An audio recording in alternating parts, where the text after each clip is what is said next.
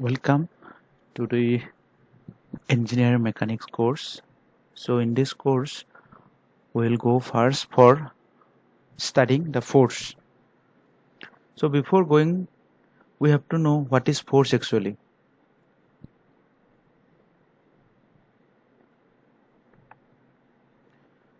So what is force? So force is something that produces motion or gives the energy to a body when it tries to get motion or tries to get at rest. Okay, so force is an external agency which produces motion or make a body at rest. Okay, so what are the characteristic of a force and what are the system of forces? So characteristic means, so in forces what are its different uh, characters, like a force has some magnitude as well as direction and some line of action and a point of applications. Okay, so how we can represent a force? We can represent a force by magnitude, direction, point of application and line of action. So in this figure it is shown that a 4 kilonewton is applied on the line of action AC. Okay, so the point of application is A. So when we apply a force of 4 kilonewton at an angle of 40 degree to the horizontal direction of A, so that is represented by the force. Okay, so the direction AC or CB you can call this is the direction, and magnitude it is 4 kilonewton. The point of application, at what point where we are applying at the point A at an angle of 40 degree. The line of action, which is the line of action? AC is the line of action. So next we have to know what are the system of forces, because forces may act parallelly, perpendicularly, coplanar, non-coplanar. So it is divided into two. Generally it is divided into two types. One is your coplanar forces, one is your non-coplanar forces. In coplanar forces we have collinear, parallel, concurrent and non-concurrent forces. In non-coplanar we have parallel, concurrent and non-concurrent forces. So coplanar means when a forces, number of forces acting on the same plane. Then non-coplanar means when the number of forces acting in different planes. So in the coplanar forces, the forces collinear means when the forces acting in the same line, and parallel means when the one force is acting parallelly to another forces. So that forces is called parallel forces. Concurrent means when a number of forces acting at a point in a single point, that is called concurrent, or when the forces are acting, their lines of actions are different and their meeting point is also different. So these forces are called non-concurrent forces. So here in this diagram, if you see the coplanar and this is collinear forces, this is xy is a plane, so F1, F2 and F3 forces are acting. So it is called coplanar because it is in the same plane, and it is also called collinear because their lines of actions are same, because they are same line. The same line they are acting, so this is called collinear forces. Then B, it is showing this is coplanar concurrent forces. Why it is coplanar concurrent forces? Because these forces are acting in the plane xy and these forces acting at a common point. That means at a single point it is acting F1, F2, F3 and F4. So this is called your coplanar concurrent forces. Then number C, this is called your coplanar parallel forces. If you see F1, F2, F3, these forces are acting in the same plane xy and these forces are parallel. If you compare F1 and F2, so if you see these are unlike parallel forces. Because why it is unlike parallel forces? Because they are acting parallelly but their direction is opposite. That means if one is acting, F1 is acting right hand side and F2 is acting in the left hand side. Similarly, F2 and F3 are also unlike parallel forces. So if you see this one coplanar, concurrent and collinear. Why it is coplanar, concurrent and collinear? Because F1 and F3 is acting in the same plane, they are meeting at the same point, and they are also collinear, acting in the same line. So that's why it is called coplanar, concurrent and collinear. In number D, if you see 3 weights and 2 reactions are acting in this bar. Okay, so these planes are the same plane, coplanar, and RA and RB, these are your parallel forces, and these are like parallel forces because their directions is acting in the same direction, because they are acting in the upward direction. And W1, W2, W3, these are also like parallel forces, and they are acting below this line. That means this is this line, this is acting downward, this is acting downward. If you compare RA, RB with W1, W2 and W3, we see that these forces are unlike parallel forces because their direction is opposite, or you can say it in reverse direction. One is upward, one is downward. Then number E, if you see, so it is written here non-coplanar and concurrent forces, because if you see F1, F2, F3, these are acting in the different planes. Okay, it originating from the different planes, though it is meeting in the same point. Okay, that is called non-coplanar concurrent forces.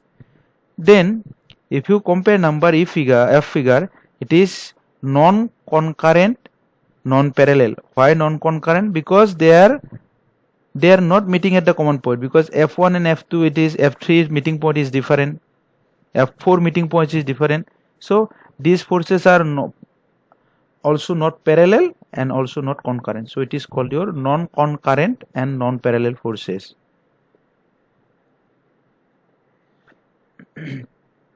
Then we are going for resolution of forces.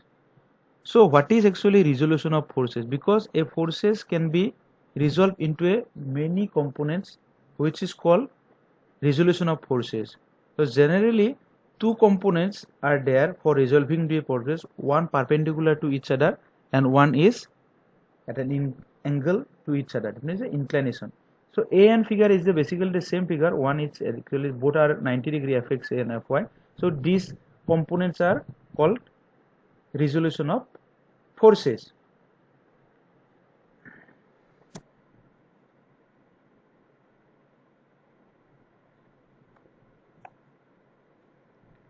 So if you see this one, 2 components fx and fy, there are 2 components, so F force is acting along the direction OB, Fx is acting along the direction OA, see that Fy is acting in the y direction and it is x direction Fx is. So the force F is the resultant force of Fx and Fy. F is making an angle of theta with x axis, that is Fx. So if you resolve F in the horizontal component, we will get the theta component. So Fx equal to F cos theta. But if you resolve F into the vertical components, we will get Fy equal to F sin theta. So here same result will get from this figure also, from A and B.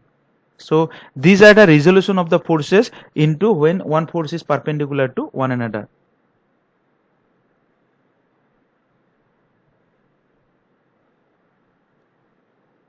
So now when we have to resolve components into inclined components, so we have generally some laws are there. Okay, so these laws can be categorized like triangular law of forces, polygon law of forces and parallelogram law of forces. So triangular law of forces, here it is shown in the figure A, B and C.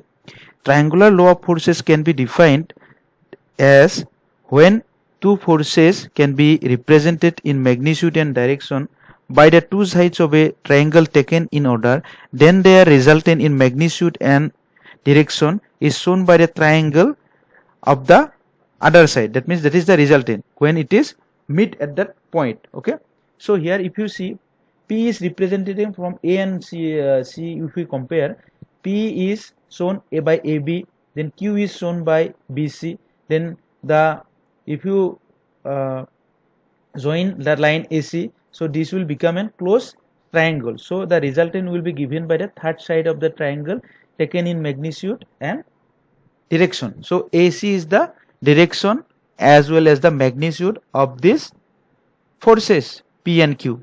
So this is the triangular law of forces. Next we will go for the resolution of forces into inclined components, then polygon law of forces. Polygon means, poly means more number of. So when there are more number of, that means more than two number of sides in a body, that type of structure, it is called polygon. So here also how we have to find out the resolution, that means resultant. So for this also we have to resolve the components in number of ways. So here the polygon law of forces can be defined that when a number of forces acting on a side of a polygon taken in order, then the resultant is represented in magnitude and direction by the close side of the polygon taken in order. So here if you see, the forces F1, F2, F3 and F4 are originating from the point P. So if we have to find out the here resultant forces, how we have to do? So from point P we first draw F1 parallel to this one, this F1. Then from F1, the starting point of the F1, we draw line parallel to F2. It is named as F2 dash. Similarly, parallel to F3, we draw F3 dash. Parallel to F4, we draw F4 dash. Now we got this one. So we have to connect this line from P, starting point of P, to the end point of F dash 4. If we connect these points, we will get the resultant R. So R is the resultant of this polygon in magnitude as well as the direction.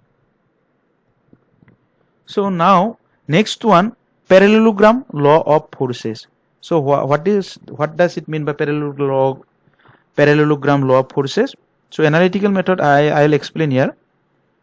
So here in parallelogram forces, it can be defined as when in two forces acting on a parallelogram by the two adjacent sides of a parallelogram taken in order, then the resultant in magnitude in direction can be represented by the close side of the close diagonal of the parallelogram passing through the two forces. So here P and Q are acting on the sides OA and OB. OA and OB. So P is represented by OA and Q is represented by OB. So the resultant, according to this parallelogram law of forces, the resultant R is given by this diagonal crossing to the P and Q.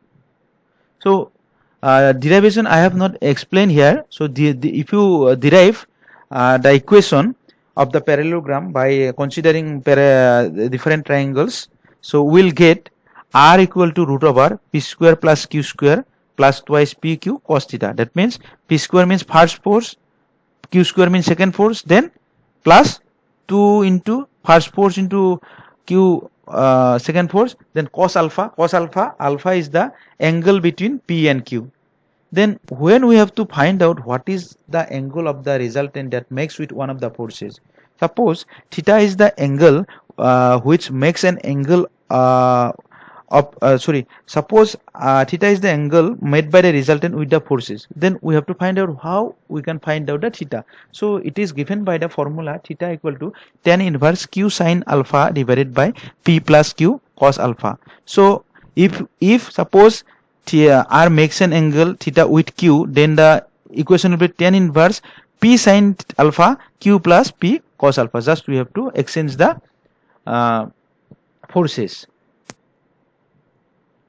So next one we'll go for the one more theorem, Lami's theorem. for this theorem is applicable when a number of forces acting at a point, concurrent forces acting at a point in equilibrium, then each force will be proportional to the sine of the angle between the other two forces. So here if you see P, Q, R are the three forces acting at a point O.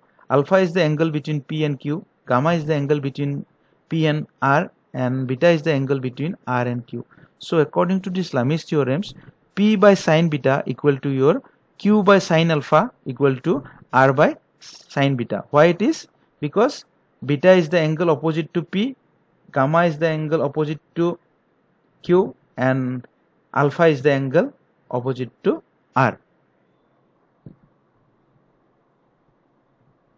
So this is just a brief introduction about the what is force and what are the characteristic of the force, what are the laws laws of the forces, how we can represent the forces in magnitude direction. These are the some laws which can be applied in when we resolve the forces. Thank you.